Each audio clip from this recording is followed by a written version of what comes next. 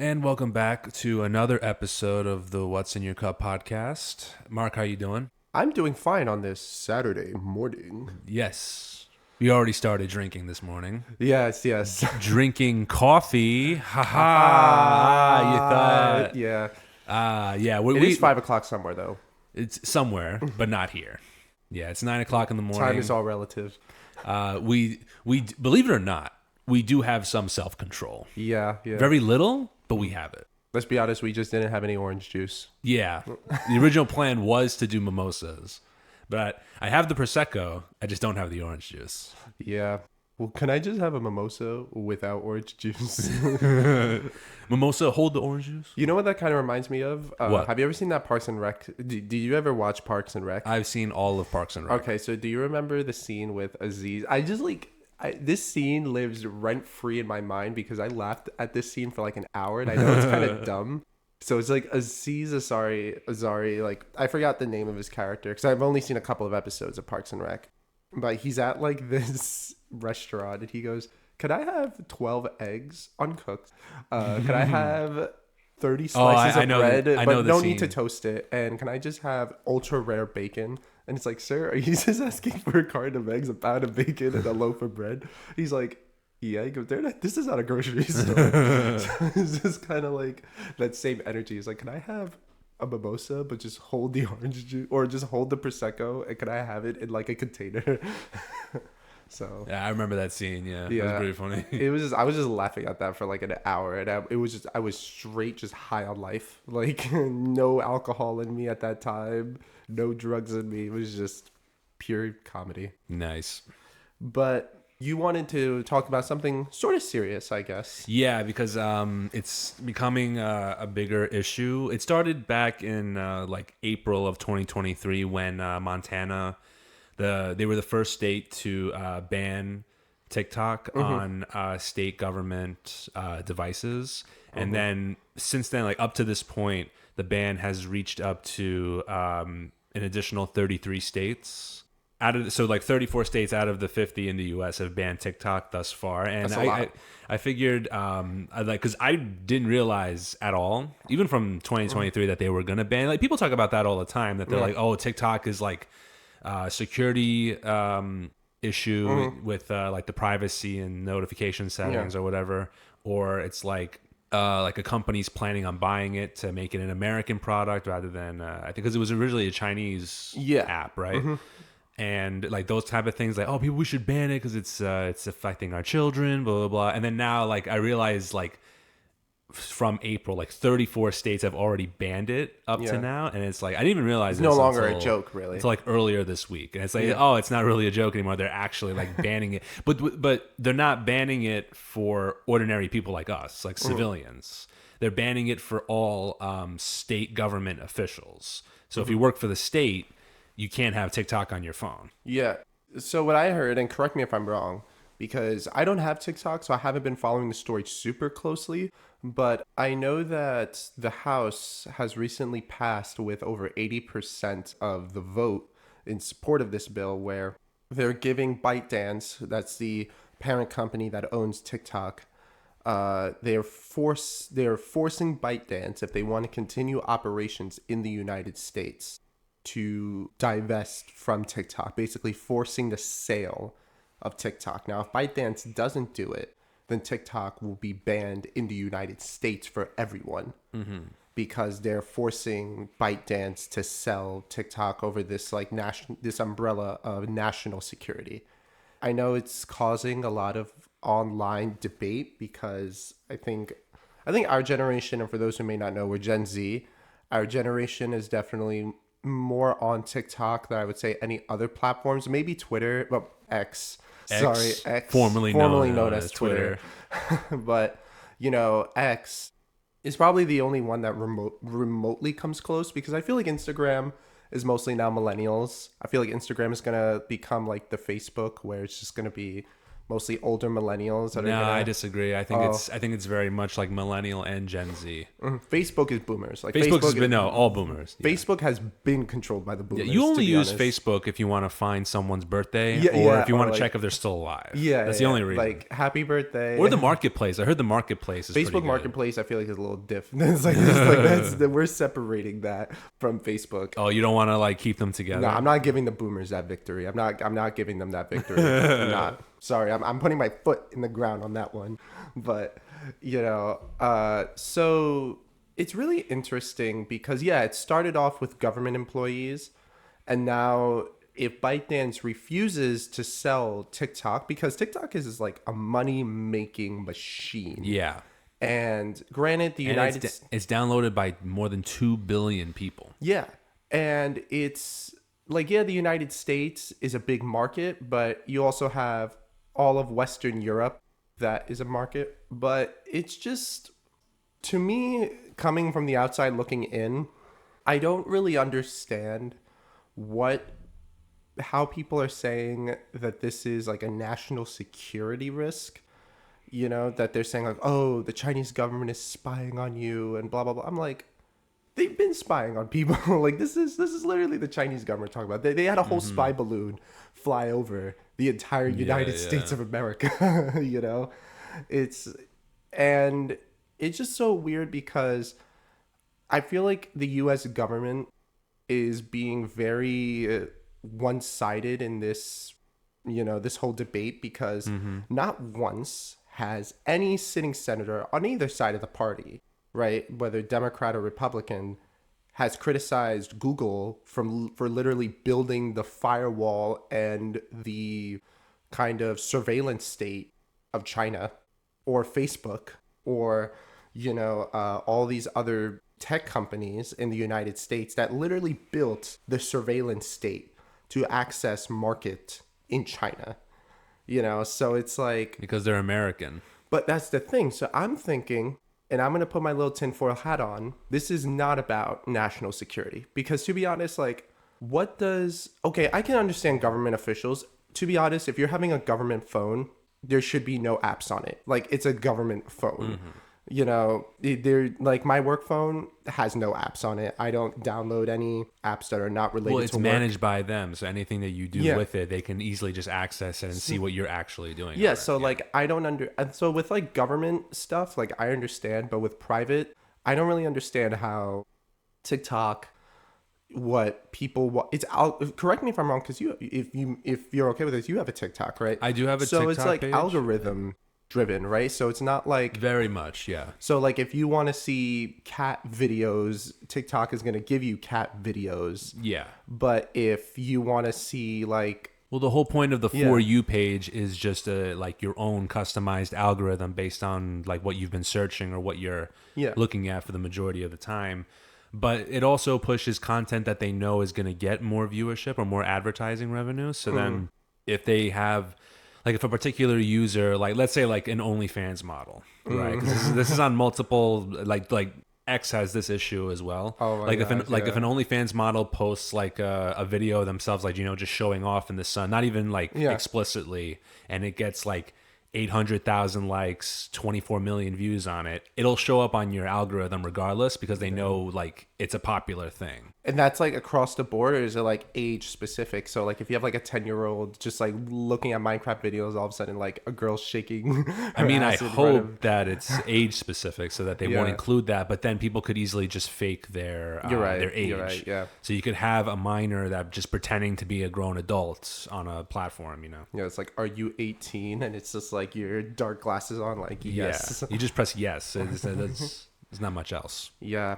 But if you want to indulge me with this conspiracy theory, I don't think this is about national security. I honestly don't. I want I think to this- say that there's maybe a part of it is, because I remember a while back when they updated their privacy and security settings for This is TikTok we're talking TikTok. about. Like Okay. TikTok updated it to where depending on like what type of data from your phone or from your like Wi-Fi or your IP address that they would collect from those updates. And people grew concerned of that because they were collecting more data than they thought that they would need.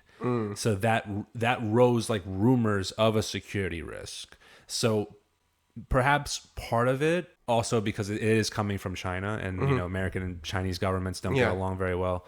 So when that first rumor came out, like maybe like 10 or 20% of it is from like a security reason, but then the rest of it is probably just to take advantage of like, because a majority of Americans have it and they use it. So like, let's just grab a hold of this and make it ours. I think that's what it is. I honestly believe this is a money grab where TikTok is literally a different breed. Again, this is from what I'm just reading, and you would definitely have like a much more better insight than I would. But compared to Instagram, compared to YouTube, compared to, you know, X, compared to Facebook, TikTok is like a beast in terms of getting attention, retaining attention. They perfected the 2-minute video. Like they perfected the getting the, you know, bulk, most important information on a 2-minute video that has the entire screen. So it's not like you're sharing a screen like YouTube. If, you know, you want full screen, you go full screen. But if you don't, you have to share the screen, subconsciously sharing your attention span with other possibly more like interesting thumbnails. Like, oh, let's say you're watching how to cook a blueberry, you know, a blueberry pancake. And then you see another side of the screen saying how to cook a blueberry pancake with chocolate chips. And then you go, you know what? I want to do that one. TikTok, you don't have that. You're just watching one video. You have the whole screen to yourself. So I feel that the American social media, like lobby or industry, was getting upset that TikTok was beating them at their own game. And because every social media company has basically released their own version of TikTok, like Instagram Reels, YouTube Shorts. I don't know if Snapchat has their... Well, Snapchat has always been kind of like their own little thing. It probably started with Snapchat, that format, kind of. And then, because I remember when, this was years ago, but then when Instagram they first did stories for the first time, and the whole meme was like literally they just stole the entire format from Snapchat and made it into Instagram stories. Like that's just Facebook's thing. Like we're just gonna take it. So that is what I really think it is that I think that the American social media lobby has deep pockets, very deep pockets, has a lot of influence in the US government, and is just simply giving, like pushing the US government where, well, you need to outlaw this, you know, under the and this is my personal opinion, under the umbrella of national security, but we are getting beaten at our own game. We cannot compete with this behemoth of TikTok. Do you see that or not really? Or I could see it a little bit. What is your opinion on, because now where it is, and I saw Mike did a Twitter post about, X post about this, where some people believe that TikTok is being banned because the government is trying to silence people's voices. And he was like, you know, and Mike, for those who may not know, is like a very, you know, he's actually very politically active.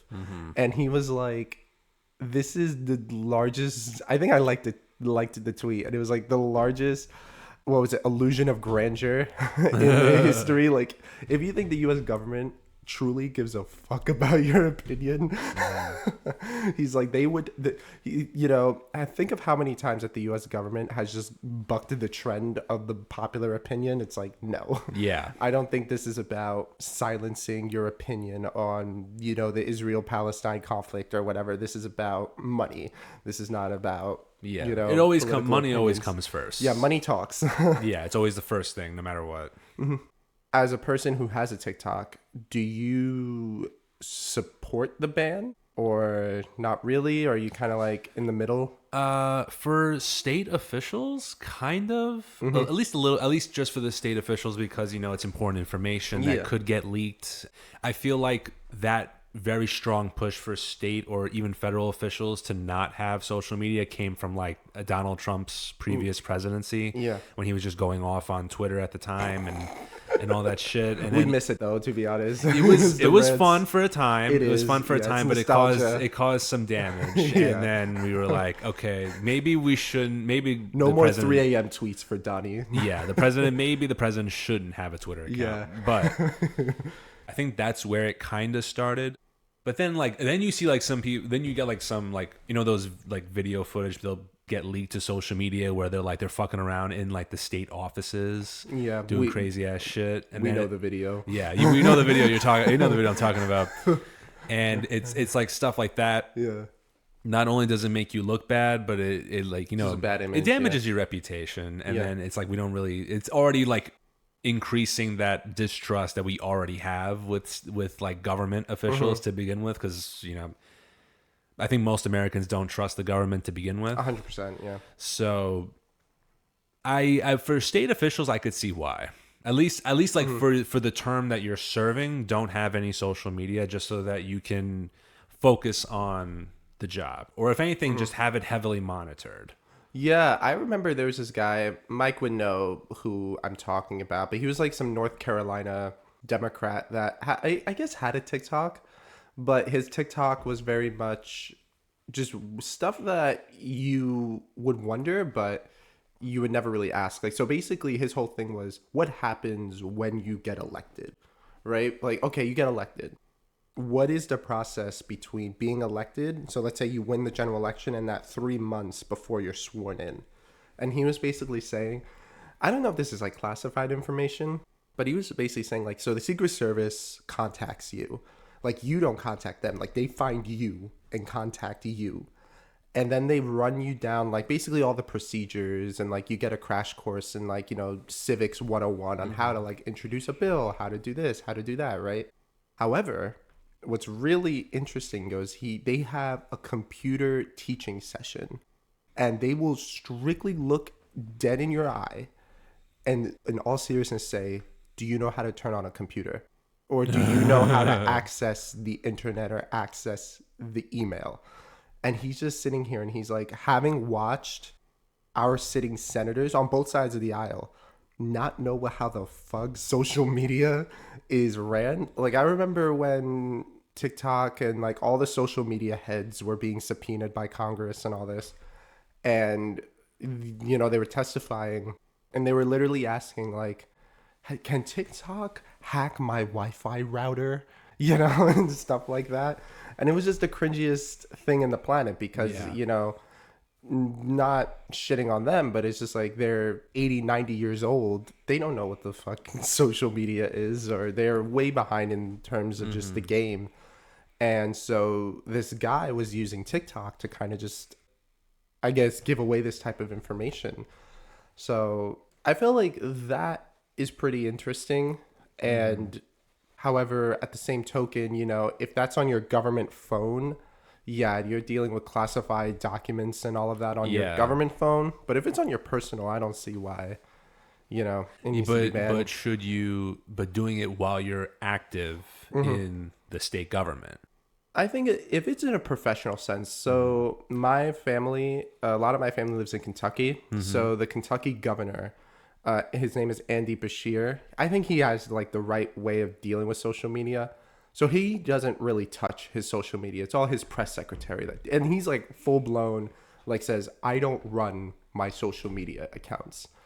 Any post that is actually from me will be signed Andy. Like that's it. So when he makes tweets and all this, everybody knows this isn't him. This is just his press secretary on his account, blah, blah, blah.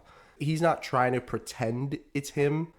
I don't think he has a personal Twitter account or Instagram account. And however he will occasionally like post him like, you know, signature Andy at the end, and then that's it. So I think if it's like that, and that is very professional, but trying to, I guess, be genuine, air quotes, on social media as an elected official is just going to give the aura of cringe. Yeah. You know, like when I know Biden is on, you know, obviously on Twitter, and everybody, my favorite comment is always, all right, what intern thought this was a good idea? What intern thought this post was a good idea? Yeah, he's definitely not making. He's those not posts making himself. those tweets. Yeah. But, the intern will try to write the way that Biden speaks. They'll be like, folks, blah, blah, blah, blah, blah, blah. And it's just like, fire this intern. This was a bad tweet. All like, the intern is trying. But that I think a lot of people would just accept if elected officials would just come out and say, look, my press secretary or my press, is going to run this account. And people would just have a lot more respect rather than trying to, come off as like a man or woman of the people, Yeah, you tried to fake it and then you got caught. Yeah. Very easily. The only social media savvy politicians I would say are like the younger ones. The younger ones. Well, like they grew up with it. They know how to use it. They know what to post, how to follow trends. Yeah, that's what it is. And then the older crowd really doesn't know anything about it. Yeah, like do you watch the new Daily Show with Jon Stewart? Like he's back. Oh, I heard that. Yeah, he came so back. I saw the first episode, and so he was kind of like talking a little bit about this. So how like Biden and Trump, like Trump on social media is very, I would say, like he's very social media savvy, but I think it's more of he knows how to edit videos very well and then post it so he looks like he's in a good light. But when you watch Trump, like raw footage of a speech, he's kind of like going everywhere. Like he's just, free thought. So apparently Biden didn't do a Super Bowl interview, right? Which I never heard of a president doing a Super Bowl interview. I've never apparently heard of that that's either. like a thing, but regardless. So he just said, I'm not doing a Super Bowl interview. So he releases a video on TikTok, Biden. And again, people are like, what intern thought this was a good idea? He's like, you know what my favorite thing to do is to eat cookies. And people were like, this video is so cringe, John. Like your hair on the back of your neck will just like, Okay. because it's literally Biden just like whispering like cookies. And Jon Stewart is like, who thought this was a good idea? Like literally, this man is gonna have the hardest re-election in his life, and who legitimately thought this man should get in front of a camera and say, you know what my favorite thing about the Super Bowl is? Eating whoever's name special cookies. Like, Eating special cookies. yeah.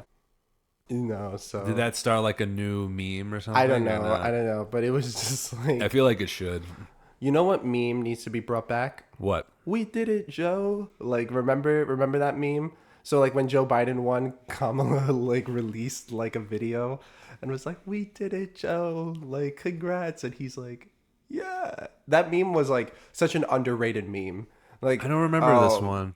Am I like showing that I'm terminally online?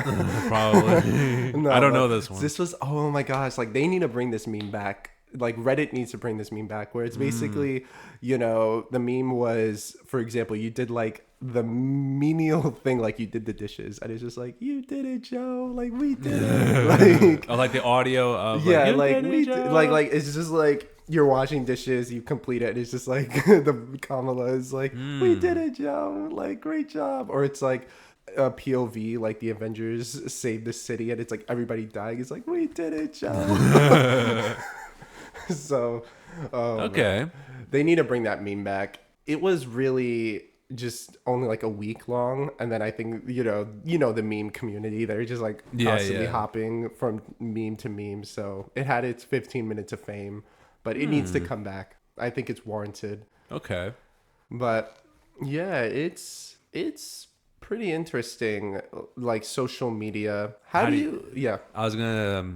The next point for it is that a lot of people are arguing that the TikTok ban itself is really bad for businesses because a lot of them like when they start something, like, oh, business is like slow, but then as soon as they start a TikTok account and start showing videos, Yeah. like their skills and what they're doing and whatnot, and then they got so much traction and everybody watching it, and then they got more customers that way, or Yeah. just more influence that way. Their business kind of depended on their TikTok account, and now that it's being slowly banned, people are worried like my business is going to go under. Yeah. I'm not going to have as much money as I did before, something like that. So do you think that that's going to be a bigger issue than it is, or will they just move to another That's what they're social gonna do. media? They're going to move to another platform. Yeah. Basically, American social media has taken over TikTok. Like, not physically, but just it's a carbon copy. Like, YouTube Shorts is a carbon copy of TikTok. Instagram Reels is a carbon copy of TikTok. So people are they're already recycling TikToks on YouTube Shorts and on Instagram Reels. So they're just going to logically move to those platforms, which is, I legitimately believe, is the goal. Is that you have Google or Alphabet, which is like the parent company of Google, YouTube, all these, Facebook or Meta, X. These are three behemoth trillion-dollar companies, right? That will throw endless money at Congress, because all those people are just going to move to those platforms because, oh, those platforms aren't banned. They have, access not only to Western Europe, but also to the United States. And, and I can still make my money on this because they have huge audiences of their own accord.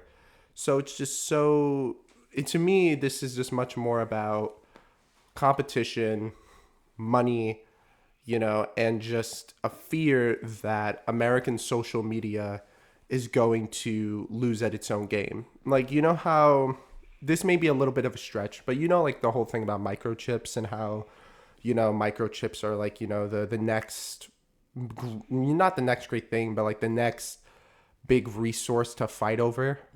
So the whole idea is like America invented microchips, but we got beat at our own game, and over 80 to 90% of the microchips in the world are made in two countries: Taiwan, which is like 80%, and then China, which is like another 12%, right?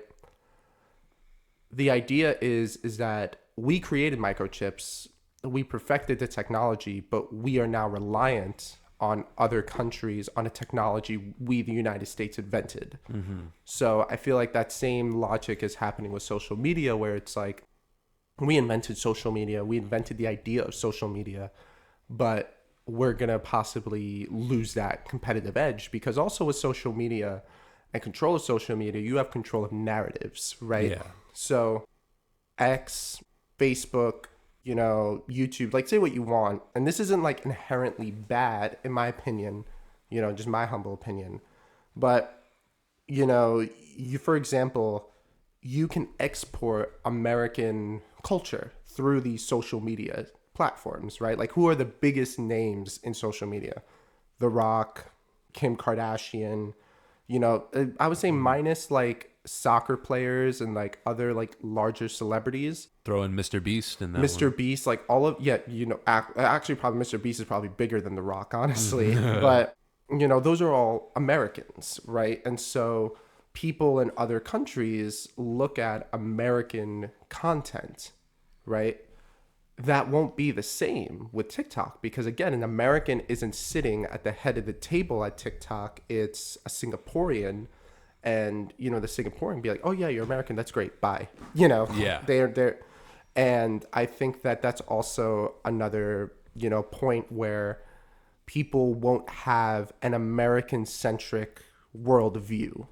Maybe that's me going a little too far, but I think that's definitely another angle. Maybe not the predominant angle, but you lose a lot of soft power on the world stage, and soft power is the ability to persuade countries or people's opinions without using military force. Yeah. So, you can use culture, food, like just trade relationships. Like, that's soft power, and social media definitely plays into soft power. Like, literally the Arab Spring started on Twitter. Like, the Arabs, like, if you mind me asking. Tell me about that again. So the Arab Spring was like I feel like 2012. have we talked about this? No. So I'm not going to like dwell too deep on this, because this can literally be like episodes. Okay. But the Arab Spring. Give me like a general. Yeah, like a real quick 5-minute TikTok is. So the Arab Spring was a series of revolutions across the Middle East between the periods of 2009 and 2015. You could arguably say the Arab Spring is still going on today with like civil wars in Yemen and Syria, but Okay. by and large, the Arab Spring it kicked off with the overthrow of Muammar Gaddafi in Libya, and then it just like spread all across the Middle East like wildfire, overthrowing dictators or also possibly revolting against what many believe to be oversized American influence in the Middle East, right? Whether your opinion on that is, that's just a different thing. So people used Twitter in these countries to share, like for example, Muammar Gaddafi, his crimes and his, brutality, his regime's brutality.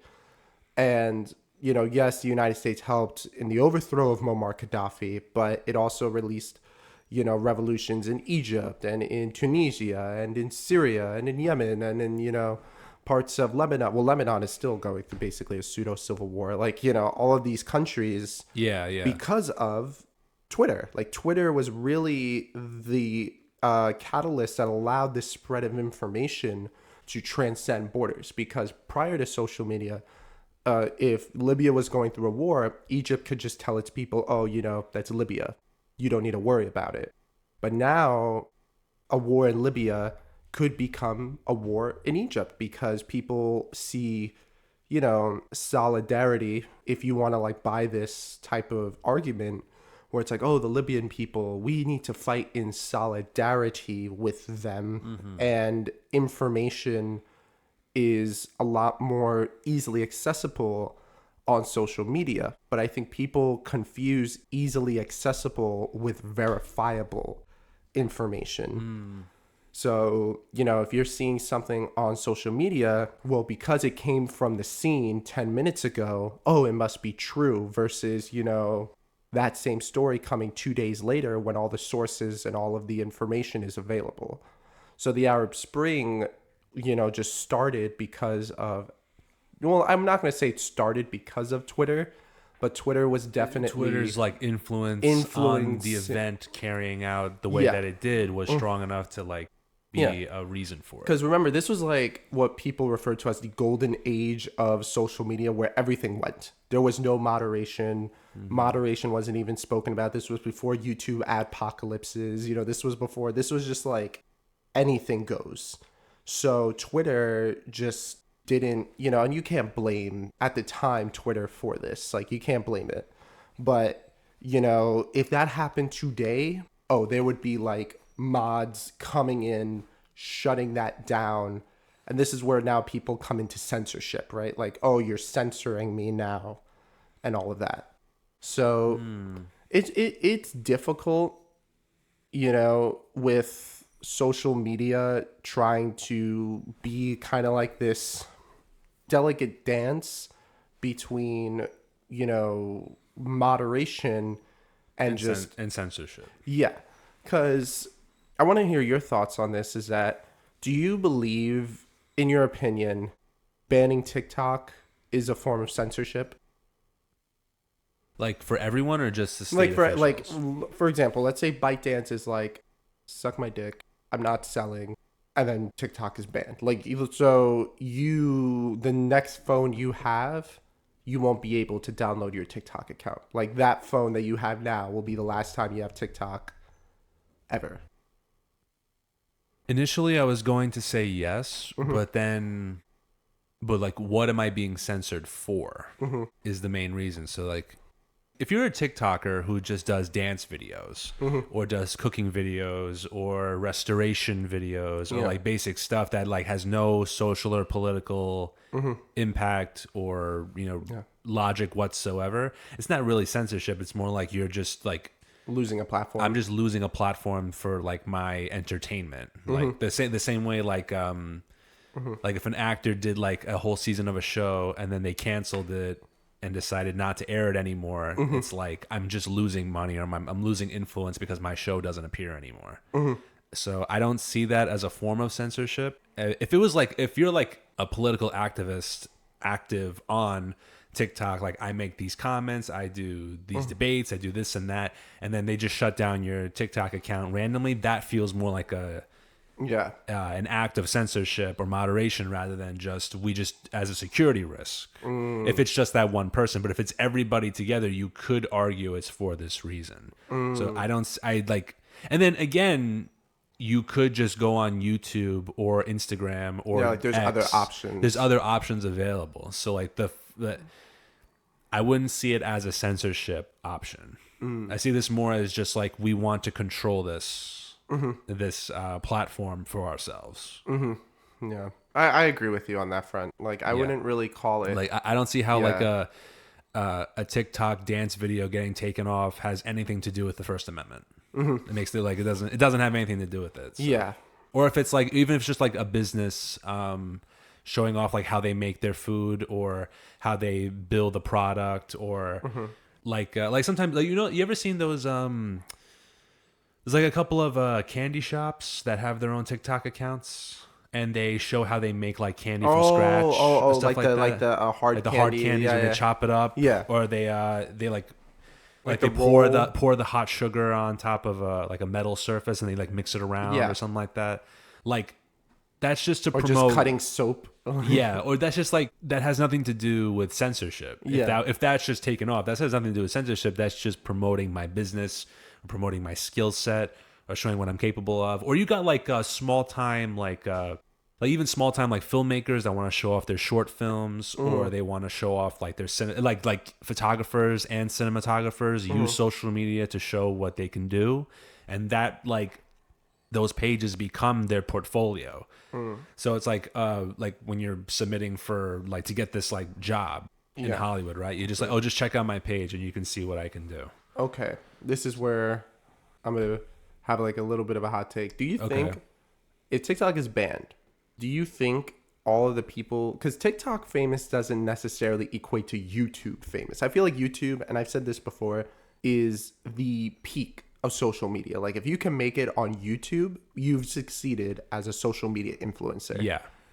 So, because TikTok, it's like, you And can, I agree with you. yeah, that and it's YouTube like is the top very, granted, you may not get as much views on YouTube as TikTok, but the platform and how the algorithms are designed, it's much easier to go viral on TikTok than it is to go on YouTube. So like, for example, let's say you get a video of like 100 million views on YouTube. That 100 million views on YouTube is a lot harder to get versus 100 million views on TikTok. Definitely, yeah. So like all these people, so for example, like we'll say Charlie D'Amelio, right? Would Charlie D'Amelio be equally as famous on YouTube as she is on TikTok? Probably not. That's where it is. So like a lot of these people got TikTok famous where, they may not be like of the same caliber as, let's say, a YouTube famous person, or even like Twitch, I would say. Because I feel like Twitch, although it's still like very niche, I do see it becoming, and maybe like another couple of years or like Kick as like YouTube equals. Well, also making money as a social media influencer, depending on like not including streaming or YouTube specifically, like put those two to the side. If you do just social media where like everything's only 60 seconds long, or maybe 2 minutes long, if you make it 2 minutes long, making revenue from as making like that type of social media content is way less than making it from a YouTube, like a 10-minute YouTube video. Yeah. Because advertisers don't pay. I think it's like a third of it in comparison or something like that. I was like, I remember for like YouTube Shorts, I remember looking up something where it was like, for every like 1,000 views you get on a 10-minute video, you need to get like 10 times the amount on a YouTube short to like make the same amount or something like that, or like you don't even get that much ad revenue from YouTube short. It's more just about like promotion. Like you're basically giving a snippet to the video. Like a lot, I know on my algorithm, a lot of people use YouTube Shorts as like, oh, you like this short? Go check out my video. Yeah, something like that. Like that's what it is. Oh, check out our YouTube Shorts as highlights from our last episode of this, and then check out the full episode here if you click the link. And click the link in the description. Click the link in the description. Something like that. Because you can get like a YouTube Short with like 2 million likes on it, But, 20 million views, but it makes you nothing. Yeah, Like, 'cause it's only 60 seconds of content that you edited from the full video you made previously. And then that full video will get maybe like 500,000 views on it. I saw a really interesting meme, and it was like social media influencers, and it's like YouTube is just Squilliam from like SpongeBob, while like TikTok is like SpongeBob and Patrick with like the straw hats on and everything. So Well, TikTok in the beginning, when it really blew up, it was used as just like a form of getting yourself like noticed. Yeah. Because so many people were on it, and the algorithms were so customized that it immediately got you. Like people that you could have like 50 million like followers on TikTok, people that watch your stuff and everything else, but then you use that like that group of people, or those spectators, to move them to other platforms that actually make you money. but that's hard to do though. It's hard to do, but yeah. like let's say you have like let's say you make it to 100 million followers. Yeah. Maybe 20 million will follow you to YouTube. And that's all you need. And that's all you really need. That's all you need. Yeah. And then like from all these, like from the money you're making off of these 100 million people, then you go into other like businesses and Yeah. brand deals. You can 100%. write a book even or something like that. And not all of them will do it, but at least from 100 million people, if you can get even an eighth of them to do that, you're loaded. Like you're good. Will You make more money than most people. Yeah, like Will Smith makes more money on YouTube than he does acting. Like he literally was like, YouTube is my bread and butter. He has a lot of YouTube content. Yeah, like YouTube is his bread and butter versus like granted he still makes a shit ton of money acting. Like You've like, seen his house? Yeah. But like his day-to-day paychecks are not from acting, it's from YouTube. And same with all these podcasters.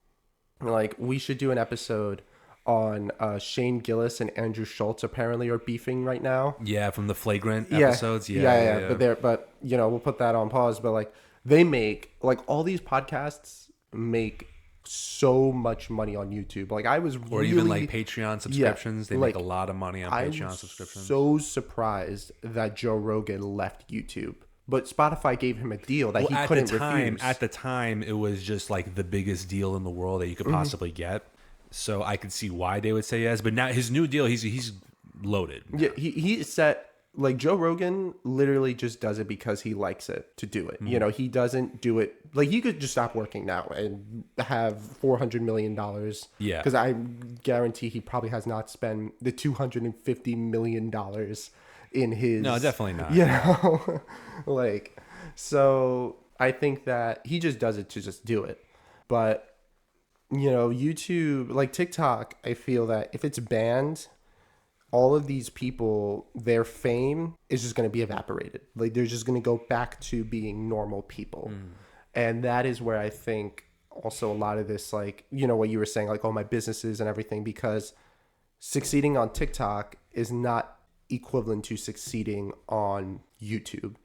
I have heard, however, the biggest social media platform or the most difficult social media platform to gain a following is on X.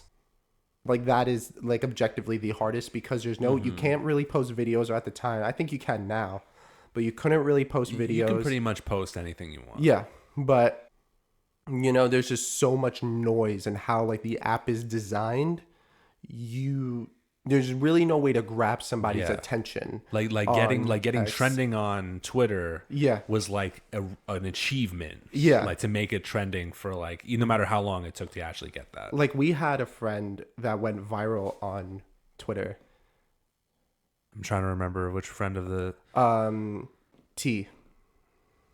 Okay, yeah, I remember. Yeah. She made a tweet and it got like 20,000 likes. And I was just like, I literally like took a screenshot of it and sent her. I'm like, is this real? And she's like, yeah, like my phone's been blowing up. Like Hell yeah. I had to mute it, all this stuff. But no, it's insane. Like, do you know how much some podcasts make off of their Patreon subscriptions? You ever like look up into it? No, I know they make a lot of money, but I don't know just like how much money they make. Because they have like usually a lot of them have two different submissions. The first is like for their like YouTube channel or Spotify or just any like type of podcast It's like ad platform. revenue based. Yeah, it's just mostly ad revenue based. Usually like an hour to an hour and a half long. they make those submissions every week, and then once they finish with that one, that same day they'll be like, oh, now we're gonna switch over to the Patreon subscription based extra hour. So if you want to listen to us for that, or you want to see like a guest, like a specialty guest or something like that, you subscribe to our Patreon account and you can view for us there. But So it's like a 2-tiered system. kind of. The first one is just ad revenue for like you watch it for free, but it's based on ad revenue. Yeah. And then the second one is like for fans that like desperately want to hear them talk or make a joke or have Yeah. a guest on. And some of those can make easily $500,000 a month, just in subscription fees. I remember, you know what's kind of crazy is I know that Andrew Schultz claimed that his podcast Flagrant is worth $1 billion, and people just laughed. I heard 300 million, but Oh, I did not 300? hear, Okay, I did no, not no, hear no, a no, billion. no, no, no, That's no, no. crazy. You're right. It's 300 million. It's yeah. 300 million. I was really dragging it. No, it's 300 million. I think And- was it the DJ Academics interview? I think so. I just read the headline, to be honest. So, but I So, just know. I that- know about that. Yeah. So because they were talking about Joe Rogan's new Spotify deal before he agreed to it and everything, and I think it was with DJ Academics, and he asked him like, what do you think if you were offered that deal from Spotify, what do you think like Flagrant would be worth? And he's like, I would ask for 300 million. I would. And then like the first initial reaction is to laugh at it. Like, do you really think like 300 million? And then I think DJ Academics was just like, what? Yeah. Like, you serious? Like, you actually think? No But way. Those are Spotify execs. like, would laugh at Flagrant's him. a big podcast. Don't get me wrong, but like, it's it's not JRE JRE level. caliber. Yeah, he It's is not. not like. I don't think any other podcasts is at that level except for JRE. Yeah, like I'm trying to think of like another, because like Joe Rogan is literally just on a different planet in terms of just like, because he was the first one One to of the really first, yeah. like embrace the podcast game. And then you also have like I think you have Opie and Anthony. You have Mark Maron. Pod Save America, but again, that's not like pop Mm-hmm. culture. It's more like politics. But I know, like, I don't listen to them, but I know they're really big. Like Pod Save America, you know, they're really big.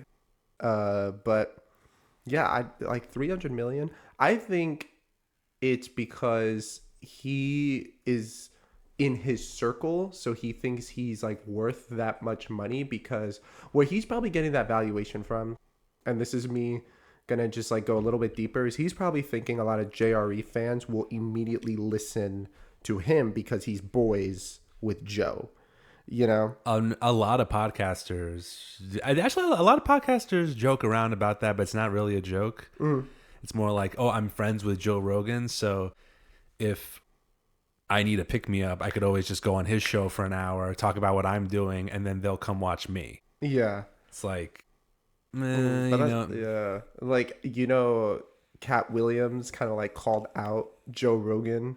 So did you hear this? I whole saw thing? that interview. Yeah, he's just like, Joe Rogan be trying to boost all these people who are not funny. Yeah, I think he like call out 6. It was like 6 people in particular that he's Yeah, best so, friends with that yeah. are just not funny at all. Yeah, I know it was Andrew Schultz was like the one of them that Cat Williams called out. I think Shane Gillis, which I think Shane Gillis is actually really funny. Yeah, Like, I actually objectively I think just because he's funny. friends with Joe Rogan. Yeah, at it's this just point, like anybody, but like Burt Kreischer, all these people, like who, Yeah, yeah, Tom Cat- Segura maybe. Yeah, Tom yeah. Segura. That they're just like he's boosting all these people who are not funny, Mm. you know. And like I would definitely say Joe Rogan is very much like the Jon Stewart of podcasts Mm. in terms of like, once you're friends with Joe, and Joe brings you into the circle, like at the table, Yeah, he's so mainstream that Yeah. once you're connected to him, you can like all the you're boosted. Have you ever seen this like graph of all of the Daily Show, like people who worked on the Daily Show that ended up getting their own show? No, I've never So seen it's Stephen Colbert, Jimmy Kimmel. Really? Yeah, Jimmy Kimmel, John Oliver.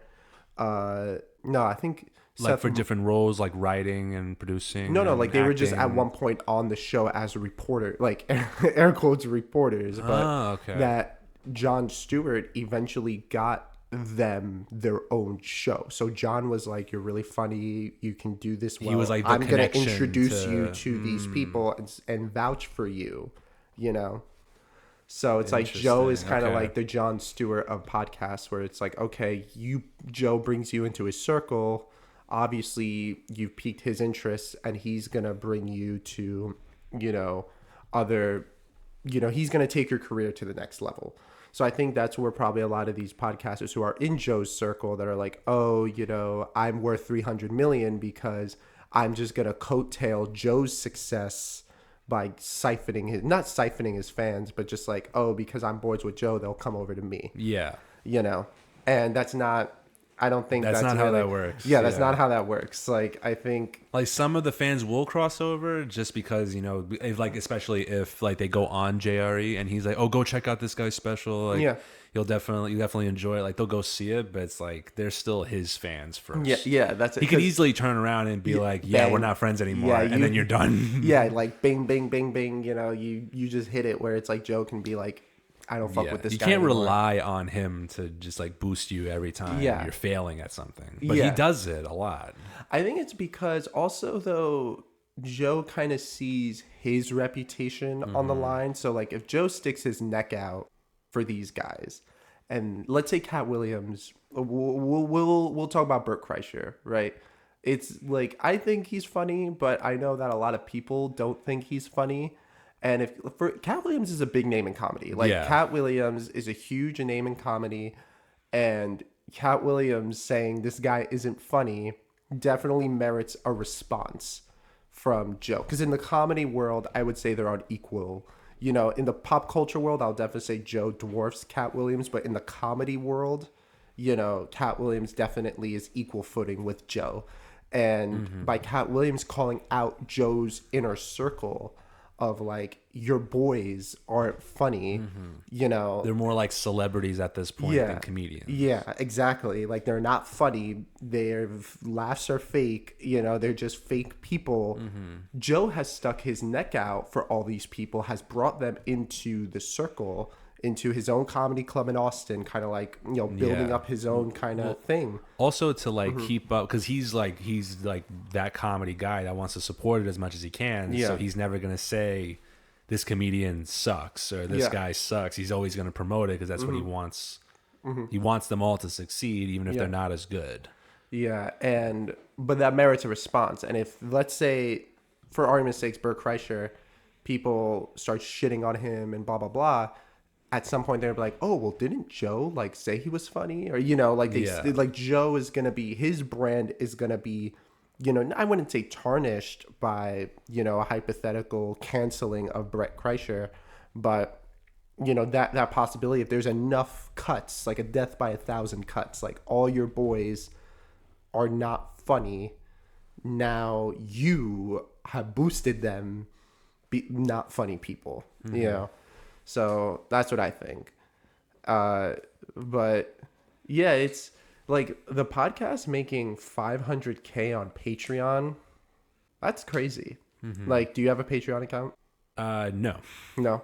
Like, that's what I'm saying. Like, who I never met a person who told me they had a Patreon account and like they I pay. feel like Patreon is kind of like a better version.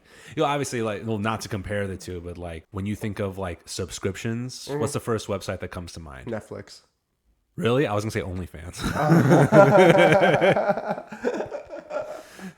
Damn. Well, you know what? OnlyFans, I feel like a lot of people would probably just think of OnlyFans. Yeah, like that. We'll like pay this much a month for my own customized content. Yeah. Right now, it's probably OnlyFans, but that's only for lewd and nude content. I actually have my cooking show on OnlyFans. Like, I want to try that so badly. Just like it's just an ordinary. OnlyFans. Oh, we have an OnlyFans, but we actually just upload our podcast episode on OnlyFans. I would cry like that. And that would be, you know what, to be honest, maybe we would get boosted by, the OnlyFans board, because don't they want like non-sexual workers on their freaking platform? They're Yeah. like, please come to our platform. But Like, it's too late now. it's too late. They got typecasted. It's too late.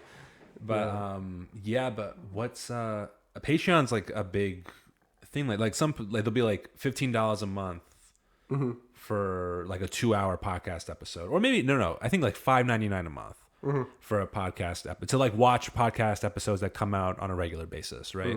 Then you have I don't know about like the bigger ones like Flagrant or no, JRA's not on Patreon, but like whichever ones are on Patreon. Yeah, like the big Yeah, big ones, the bigger ones. I like know This Weekend with Theon Vaughn. I Theo think Von. Theo Vaughn. But yeah, like he's on. He's on Patreon. He's up there, yeah. And then there's one that I listen to called Matt and Shane's Secret Podcast. Do you know that one? I know. Yeah, That's like the rivalry, because not to make this about like their rivalry, but they're like dwarfing Flagrant in terms of like Patreon subscribers. It's and Shane everything. Gillis and Matt McCusker's podcast, comedy podcast, and I also watch a lot of those like commentary YouTube channels where they talk about like the beefs going on between comedians, or they talk about like the drama concerning this podcast, or the beef that started. Like they talk about. You have an internet news guy. What? You're telling me you have an internet news guy? Internet news guys. Ooh, several guys. Ooh. I watch several channels. Yeah. They mostly say the same Yeah. thing, but it's like several channels, just so that like I can stay up to date on like what's really happening. Yeah. And one of them that I was watching said something about like the Patreon revenue stream for Matt and Shane's Secret Podcast, and I think they make a little over $500K a month. Bro. Just on that one podcast. That's literally $6 million a year. Yeah. Just to do a podcast. Just to sit in a room, talk for like an hour and a half, or have a guest once in a while, and then do like first you have the ad revenue ones, and then the Patreon ones are separate. So the Patreon exclusive is $500K a month. And so let's say, and then on top of the ad revenue they're making from the free stuff, and then top on their shows, their comedy shows, comedy specials, all whatever business deals they might be involved in, or whatever investments they might be, or insane. sponsorships. That's insane. But here's the thing, though. Matt and Shane's Secret Podcast is a great podcast. Yeah, it's very they're entertaining. I listen yeah. to it all the time. It's very entertaining. Mm-hmm. So I could see why it would get that much money every month. Why can't we get boosted? Like, can somebody boost us? Like, we just have to spam them. We have to spam them as much as possible on every social media. You know what we need to get? I saw this video where it's like somebody has like 100 cell phones on a wall, and they're all just like bots. You just get like bots, just to boost us, and then we get on. All we need is like one episode on JRE. That's it. That's all we need. It's just one episode, and then we're just like, Joe, just keep a sign in the background. Can you help us again? Just keep a sign in the background with all of our like tags on it, so that everybody can see us, or all of our ats. Yeah. You know what's really funny? I remember listening to when Ben Shapiro was first on the Joe Rogan podcast, like the first one, right? Where Joe accused of Ben trying to like self-promote on his podcast. So Ben, like they would be talking to them and be like, yeah, if you want, like check out my show, Daily Wire, blah, blah, blah. And then, Joe let it slide. And then it happened again. And then again. And Joe was like, are you trying to like promote your show on my freaking platform? And then Ben is like, no, not at all. Like, so it's like, check out What's in Your Cup podcast, recordings. I think that it's really interesting that like these group of podcasters, because their peak, I remember we spoke about this before, but their peak was during COVID, yeah. Yeah. Because there was just so much time on people's... Because if you're locked in the house all day, you got nothing to do. You work from home. People would just watch as much entertainment as they can to let the time pass. And that's where it started. So then after COVID ended, everybody was going back to work. They don't have that time anymore. Yeah. Viewership declined. And when viewership declined, now we have to find other sources of income. And how do we do that? And then they just did all their shit. So hot take, or not a hot take, more of just your opinion. Do you think all of these podcasts that were like born out of the pandemic were actually entertaining, or people were just bored in watching them? I think in the beginning they were entertaining, and then once they hit that high and realized we don't have to try as hard anymore because we have our subscription services, we have our money, we have our investments, then it kind of slowed down. So it's like a pump and dump. Yeah, kind of something like that. And then it's like, in the beginning, a lot of them started off very strong. And like you had like, and then they paired very well with each other if it was more than one person. Uploaded like regularly. They always told like crazy stories, always had like guests on, always did crazy shit. But now it's like they're not really, at least because I watch a lot of the comedy ones. At least in the comedy ones, a lot of times they're kind of just rehashing stories, rather than talking about either than being comedic or sometimes like they'll promote products throughout the episode like 3 or 4 times every 10 minutes. I have a thing about that, but continue. And it's like, I remember I used to watch, it's a big podcast too called Two Bears, One Cave. I've heard you've spoken about this on the show. It's Tom Segura and Bert Kreischer, because apparently they're best friends, so they started the podcast together. It's one of like the really big comedy podcasts. And I was also watching the commentary. I watched the commentary ones to keep up to date. I don't have time to watch everything. Yeah. So then watching a 15-minute video summing up current gossip or drama going on makes it way easier. So like one episode, this was fairly recent. They got together to make a vodka. Together, they got together to make a vodka. Oh damn! Everybody's moving to alcohol now. It's called Por Osos. Okay. I think it's Spanish for two bears, because it's Two Bears, One Cave. I've never tried it. I don't know if it's good or not, but I hope it is. And apparently they did an entire podcast episode just promoting the vodka, like taste testing it, being like, that's the best thing I've ever had in my life. It's your own. Like literally what they're doing. We're sucking each other off. And that got a lot of heat. I remember that getting a lot of heat for it. They got like a lot of dislikes on their YouTube videos. They got ratioed. They got ratioed very hard. And people were like, did I just watch an hour of you guys just promoting yourself? This is a commercial, like, an hour commercial. Like, I came here to laugh. What do you like? What is this? So I think when the COVID pandemic ended and they realized we can't just upload anymore. Now we have to get more complex with our businesses. Yeah. That's when it's just too much work. Like you can't. It's a business. It's a business. You can, it's a little bit like even a comedian needs to like take time to write new material, right? Or think of something funny to talk about, right? So and then when you're flying back and forth through the U.S. doing all this stuff, you're just too busy. Yeah, it's not easy.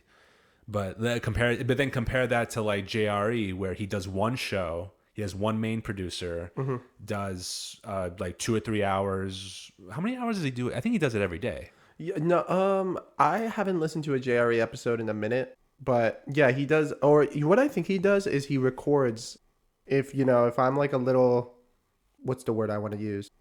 If I may indulge myself, I think what it is he probably records 3 or 4 guests in one day. So he has like a work day, because each episode is like, I would say between 1.5 and 3 hours, like with the exception of like Alex Jones, where it's like a 6-hour episode. Or sometimes he'll do like fight companion episodes where they just review a UFC or a boxing match. Yeah. Or they did like a Sober October episode, which was pretty funny. They had like all the comedians on at once. Yeah.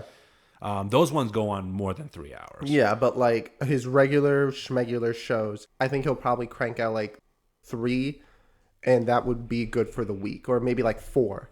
So he only probably he works in other fields, but for the podcast, I would probably say that he probably does 2 or 3 episodes on maybe Monday and Tuesday, and then the rest, are for his comedy, specials, or managing his comedy club, stuff like that. I don't really see him doing like it every single day going to the studio. I heard something about how he would do like 7 hours of content a day at some point. That's crazy. Like, I don't know if it's true. That's a grind. If he's doing 7 hours of content. Yeah. On top of like being a UFC commentator and running the mothership in Texas and whatever his daily routine is, I guess. Because he loves doing those like cold plunges or those like the sauna stuff for health. Yeah.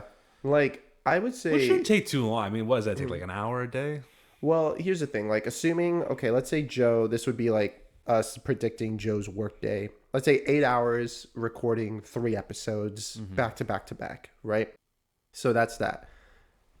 2-hour workout, let's say, just a 2-hour workout. And then most of the comedy specials are at night, and he's not performing at the mothership every single night.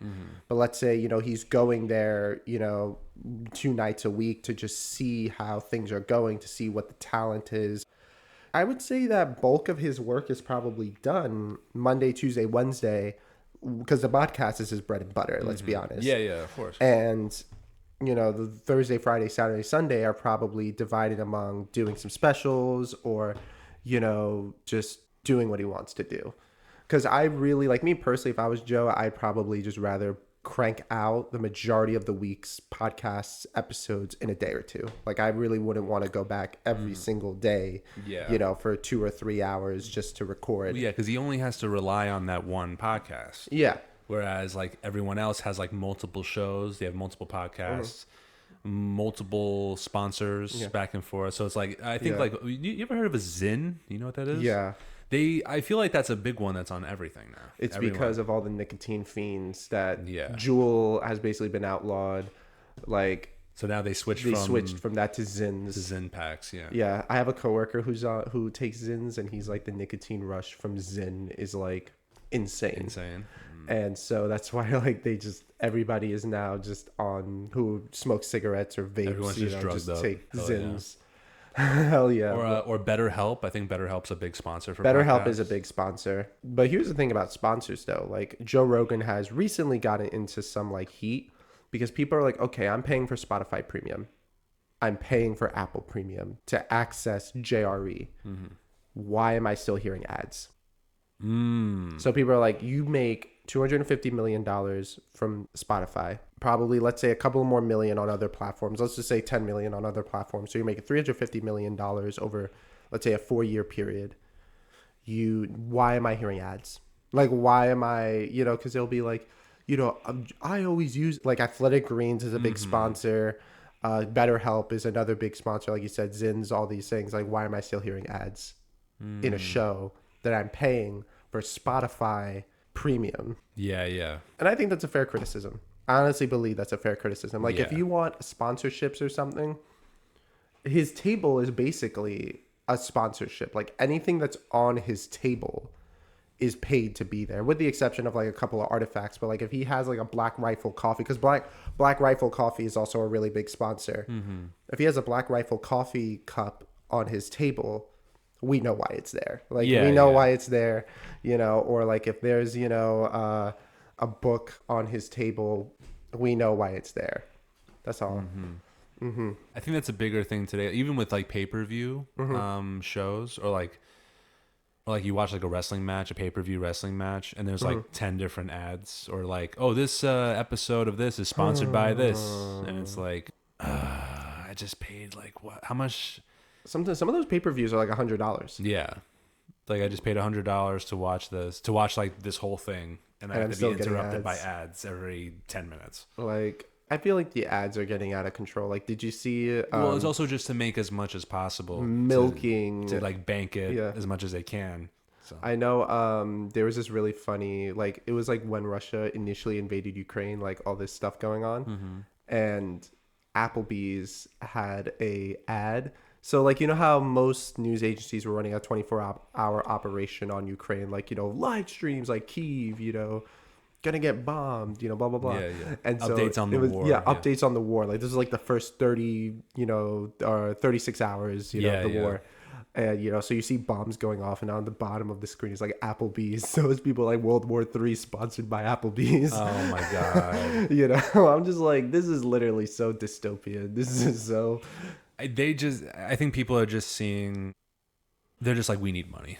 That's it. They're just like, let's just get throw the an bag ad in there. Get the bag. Just get the bag. Like, who gives a shit about honor when you get the bag? Yeah, that's literally it. That's what it is. Next thing you know, you're gonna have like presidents wearing. How crazy would it be if, let's say, like, it was required for presidents to, how like NASCAR has all the sponsors on their car. Like, imagine if like Joe Biden or Donald Trump they just have like pins with the company's with all logos the on it. companies. Oh my God. Imagine. Like, they'll be looking like NASCAR drivers. Or Army generals, they have like the flags on one side, then they have the company It's like logos on one Raytheon, side. General Dynamics, Bath Iron Works, Lockheed Martin, Boeing. Yeah. All the military industrial complex. That would. You know what? They should do that. Like, just one day. Just like everybody. Let's just see what happens. Let's see what happens. To be honest, I would like to see which companies support which candidates. Like, imagine if the biggest, campaign contribution, contributor to Ron DeSantis was Disney. Like just Disney, yeah, behind closed doors are all actually just like boys, you know. And damn, like you just see Ron come out with the Mickey Mouse pin. Oh, he wears the ears during one of his speeches. Ears, yeah. I saw yesterday on YouTube how The Rock wants to run for the presidency. Like The Rock is like, I want to be president, but I don't want to run now. So when would he run? I don't know, but he's like, he wants to run, but I don't think he would be a good president, to be honest, because I feel like he's very much a people pleaser, and to be president, you just have to accept 50% of the country is not going to like you. Yeah, you just have to accept that. You're gonna get blamed for everything, even though that's not your fault. Yeah, it's like, that's what sucks about it, is that like nobody wants to be president. Yeah, it's just settling with somebody who can deal with getting attacked for the next 40 years. Yeah. And getting blamed for everything because nobody knows who their state assemblyman is. I don't know who my state assemblyman is. Neither do I. Like, I'm such a bad local citizen. Like, I don't know who my state assemblyman is, I know who my local congresswoman is, but I don't, in terms of city councilman, nobody really knows their city councilmans either. You know who has a lot of power are the community boards. At least in New York City, community boards have a lot of power. But I know that going back to the whole like the Rock and all that celebrities, did you hear about RFK Jr. how he's gonna release his vice president by like March 26th? Wait, didn't he? Wait, he wants who did he Aaron want? Rodgers. Oh, I saw that. I saw that the other night. Yeah. It was Aaron Rodgers and one other guy. It was Jesse Ventura. Yeah, he wants Jesse Ventura as his VP. That's awesome. That's simultaneously awesome and also why? No, some people are like, why would Aaron Rodgers give up a $30 million contract to be vice president? Like, no, like people are like, Jesse Ventura.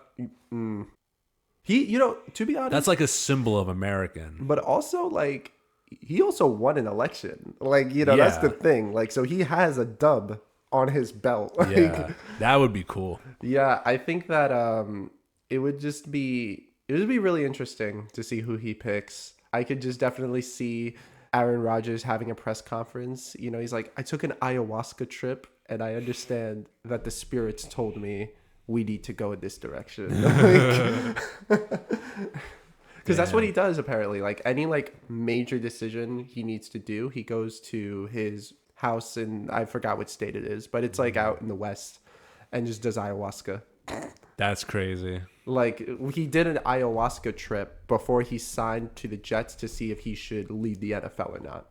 Really? Yeah, like that's literally, like, this man is very like guru, very, I don't want to say spiritual, but just like guru, and it's just riding the wave. Yeah, like he definitely fits the brand of RFK. Yeah, he knows like, he knows how to vibe. It's just vibing. It's just, no, what I want to see is like a Joe Rogan presidential run.